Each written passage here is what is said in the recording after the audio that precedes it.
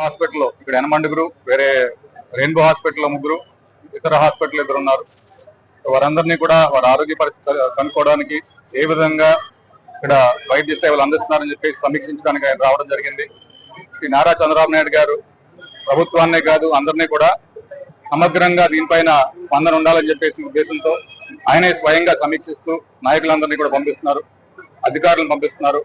ఇక్కడ చూసినట్లయితే మీరు జిల్లా యంత్రాంగం పూర్తిగా ఒక యుద్ధ ప్రాతిపదికన ఈ సమస్యకు పరిష్కరించడానికి వారు కృషి చేస్తున్నారు. ముందుగా ఎవరైతే ఈ పాలు సరఫరా చేశారో వారిని అరెస్ట్ చేసి వారిని రిమాండ్కి పంపించడం జరిగింది. అసలు దానికి మూల కారణం ఏమేమి జరిగి ఉంటుందని చెప్పేసి దాని మీద కూడా దర్యాప్తు జరుగుతుంది. ప్రాథమికంగా ఎథిలీన్ గ్లైకాల్ కలవడం వల్ల పాలలో ఇది అని చెప్పేసి నిర్ధారించడం జరిగింది. దానికి ఎఫ్ఎస్ఎల్ టెస్ట్లు వచ్చిన తర్వాత పూర్తి స్థాయిలో అది నిర్ధారణకు వస్తుంది. అదేవిధంగా ఎవరైతే చనిపోయిన వారు ఉన్నారో 5 చనిపోయారు, వారి పోస్ట్ మార్టం లో కూడా తీసుకున్నటువంటి శాంపుల్స్ ని ఎఫ్ఎస్ఎల్ ల్యాబ్ పంపించడం జరిగింది. ఆ రిపోర్ట్స్ కూడా ఈ మధ్యాహ్నం కల్లా వస్తాయని చెప్పేసి చెప్తున్నారు. అదేవిధంగా ఎవరైతే చనిపోయారో వారందరికీ కూడా 10 లక్షల చొప్పున చంద్రబాబు నాయుడు గారు ప్రకటించినటువంటి ఎక్స్‌గ్రేషియా కూడా అందించడం జరిగింది.